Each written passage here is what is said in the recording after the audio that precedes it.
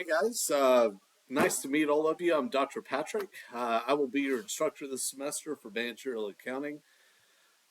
Just a little bit about my background. I have a PhD in accounting. I've worked for over 25 years in accounting. I've been a CFO at three different places. I run the forensic audit division for an international CPA firm now, and I've been in youth ministry at a few places, and I'm very involved in sports activities with my kids, basketball, soccer. I coach. I was the commissioner of a basketball league for several years, and truthfully, I'm here this semester. I teach at a lot of different places. I've taught since about 2013. Um, and I love it. This is probably the most fun I have is when I'm able to help students become a better version of themselves, be able to learn different things, be able to succeed in life, not just in the classroom, but all around. And I'm married. I have four beautiful daughters. My wife and I have been married for since 2007, and I am thankful to be here. I'm here to help you guys however you need it. You can talk to me about things in the class. You can talk to me outside the class about different things. I'm just here, and I don't mind you getting in touch with me if you need something. If you want to text me, that's a great way. I may or may not see an email when you need it. If it's something that can wait, send it through email. I'll get back to you as soon as I can. I'm very busy. I'm the program director of my own university. I teach live lectures, and um, I also run the MAC program here and at my school, and so I'm busy. I adjunct to a few places as well, but I am here to help, and I really want you guys to be good at what you do. What I want to just tell you, my undergrad was at University of Alabama. I went on to get an MBA at Auburn and Montgomery. Spent some time working toward a MAC at Kennesaw State and working toward a Master of Science Finance and Economics at Kennesaw State. I teach both accounting and economics at the college level. Um, and then also my PhD was at North Central University. It was an online program. It took about 6 years to complete, a lot of long nights. I remember getting up, I was the controller at the time, and I remember for about 4 years of my degree, I would go to work at 8 a.m. and I would end up I would take an hour for lunch. I would take a 2 hour dinner break. And so I'd get off about five ish, and about seven ish, I would come back to work, and I would work till about 12 or 1 in the morning. And I did that for about 4 years. So it was a long process. It took a lot of time. It took me away from my family. A lot of you guys are probably in a similar situation where you're working on a graduate degree and you're having to hold down a full time job and you're having to work. I understand. And I'm here to help. I am here to help you guys. Um, if you ever have a question on anything, let me know. I understand things come up from time to time. Just talk to me. I'll work with you the best I can. We've got a syllabus out here that uh, you know tells you a lot about my contact hours. So office locations, obviously remote. I'm a little north of Atlanta. My tel- telephone number is my cell phone. If you need an appointment, just talk to me. We'll set it up, make it work for both of us, and so I'll try to do my best to respond within 24 hours. I may or may not hit that every time, but you know what? I'm gonna work with you, and that's what I want you to do. Is just work with me this term, and I'll help you however I can. Uh, some of the things about managerial accounting, I mean, some of you guys may be accounting majors, may not. Some of you guys may just be business majors and you don't really understand much about accounting. That's okay. You don't have to be an accounting major, but you do need to understand accounting. Accounting is language business. And managerial accounting is a little different, anyways. Financial accounting is more the journal entries, the financial reports, the compliance with Sarbanes Oxley and things like that. That's more. It has to be made a certain way, and that's important knowledge. I tell students all the time that even if you're not an accountant, you need to understand accounting, because if you don't understand accounting and you run your own business, how are you going to know if somebody's stealing from you? How do you know if that accountant that you hired is stealing from you? You need to understand accounting. And so this is important. So I want you guys to take some time, and I want you to really, try to wrap your arms around some of the concepts here. Um, we're going to be, managerial accounting it could be ad hoc reports. Sometimes you're looking at things that are not even quantitative. It can be qualitative information. Like if you're a real estate uh, uh, office, as some you guys could probably identify with a little bit. Well, you hold an open house. Well, how many people are clicking on the website? How many people are coming by the house? Of the people who are coming by the house, how many are qualified? How many are not qualified? Um, how many people are actually purchasing homes when you have an open house? All of that kind of stuff, it's not something you'd put in a financial report, but it's definitely something you'd want to manage your company with.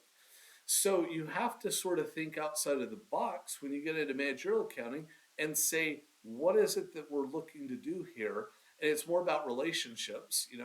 How the volume would impact the cost and price, and what about mixed cost, and what some are fixed and some are variable. How do all of these costs relate? How do they work together? So I really want you guys to take some time to try to understand the concepts. Some of them are a little hard, some of them are not. I also understand people don't always learn the same way.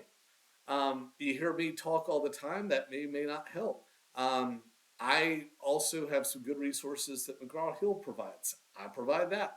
I also provide other other links to other people saying it. Sometimes what I've found is over time, you probably have to hear things two or three different ways or versions before you understand a concept, especially on the difficult things. So I try to provide some additional resources that I've looked through and understand these are good resources for you. It's things I've used for a long time over a lot of different courses.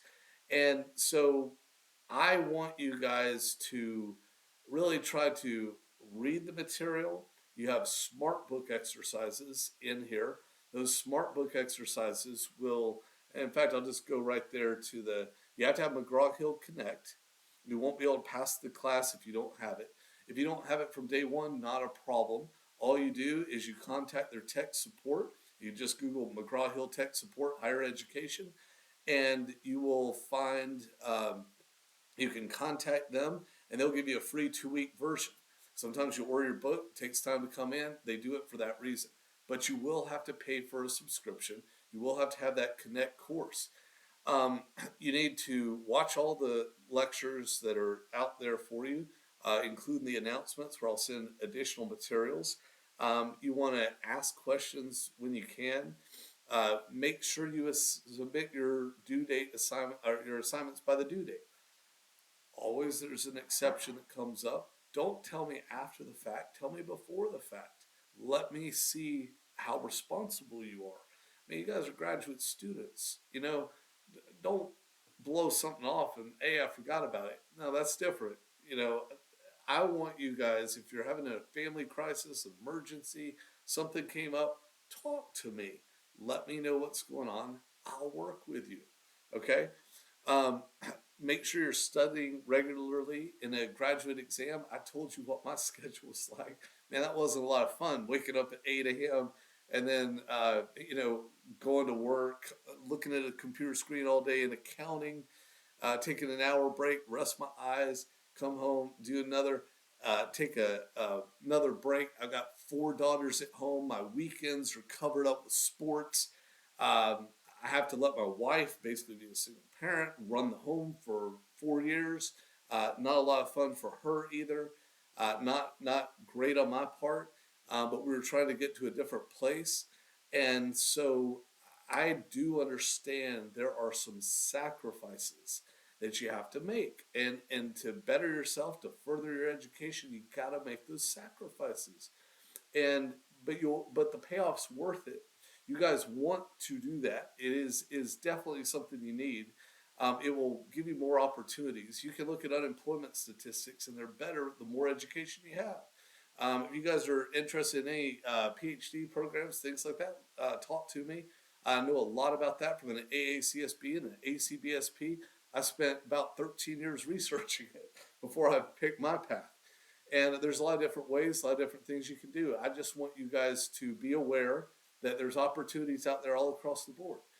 Um, the other thing, make sure you're doing your homework. You're gonna have a midterm and a final in this class, and those two right there are 30% of your grade. So it's big to understand the material, not just regurgitate um, definitions, but you need to understand the material you're looking at.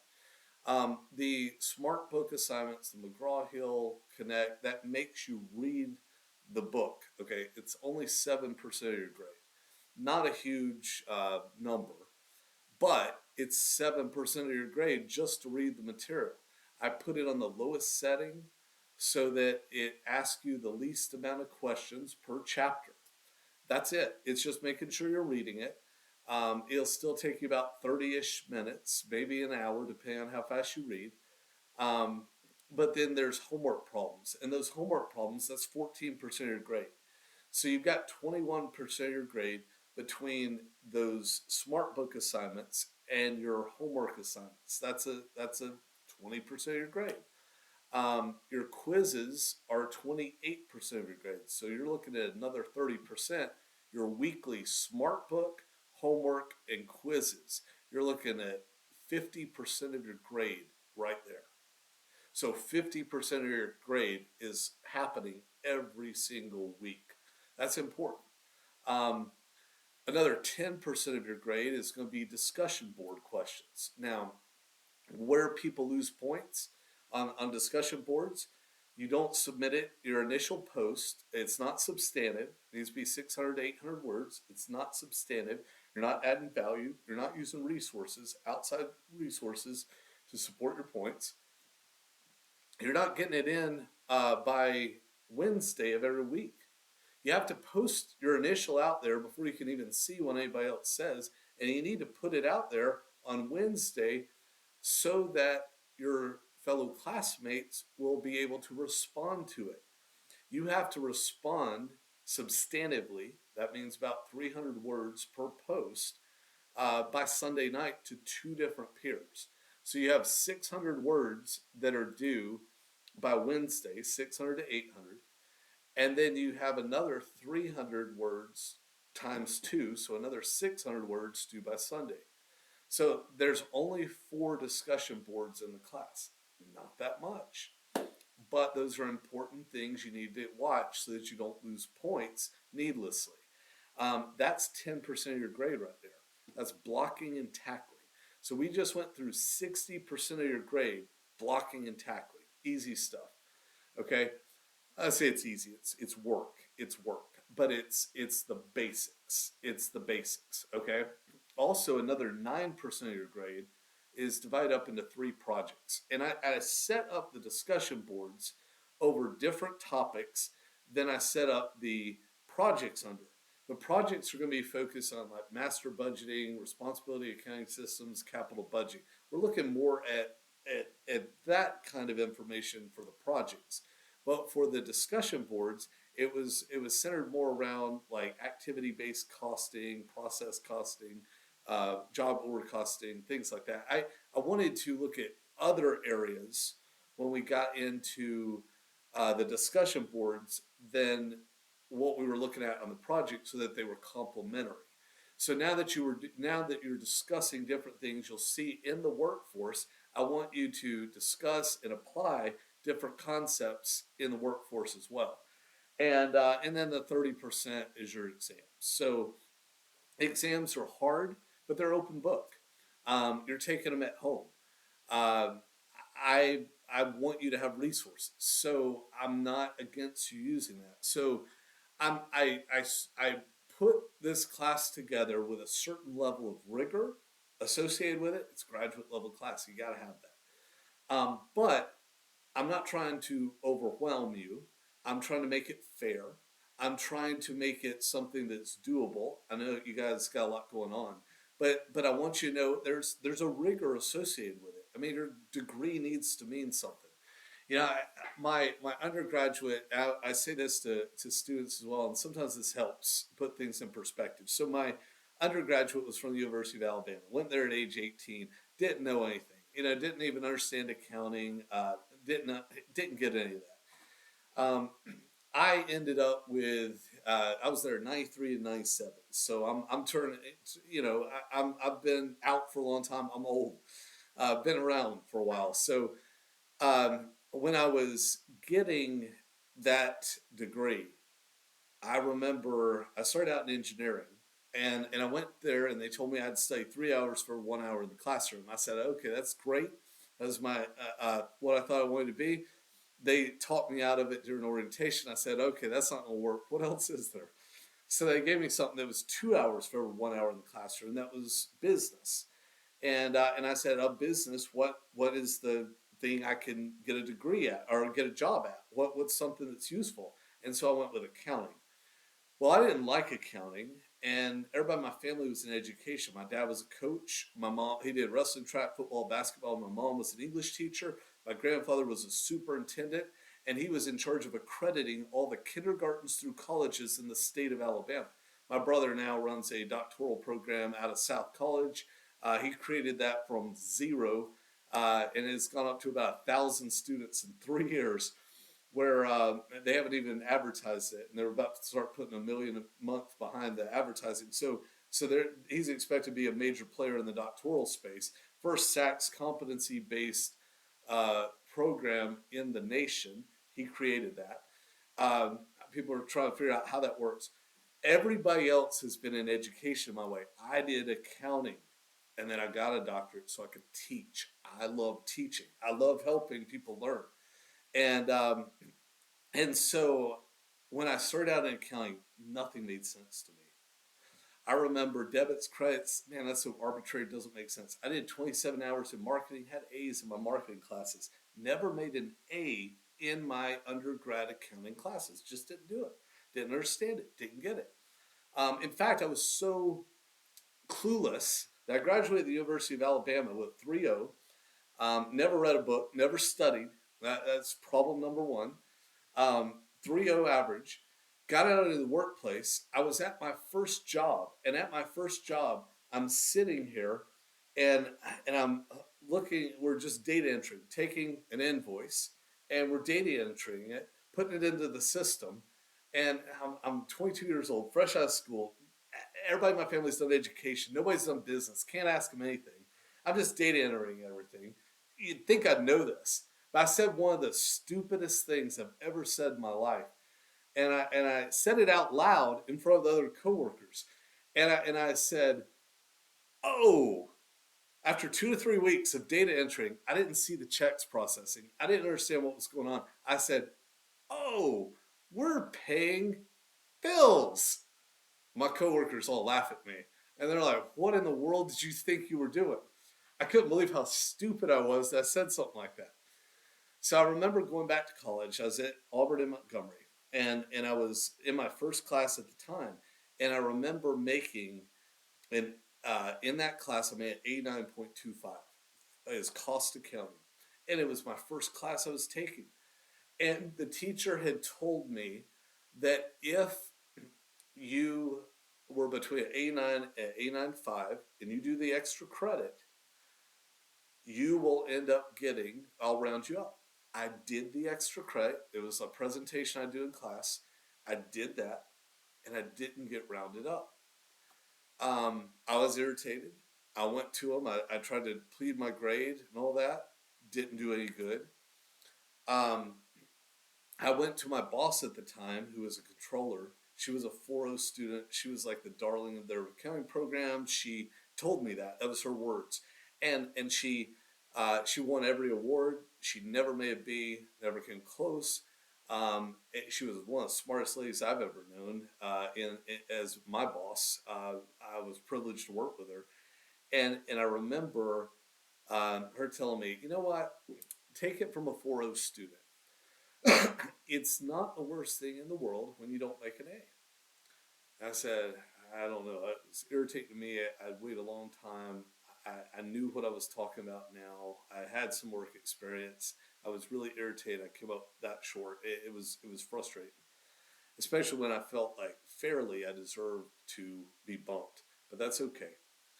I told her this, and I ended up. She told me. She said, I ended up with a 4.0 average, and she said sometimes people in the real world can't relate to that, and they look around and they say, you know what, I don't relate to somebody who's 4.0. I wasn't 4.0, and sometimes that is hard.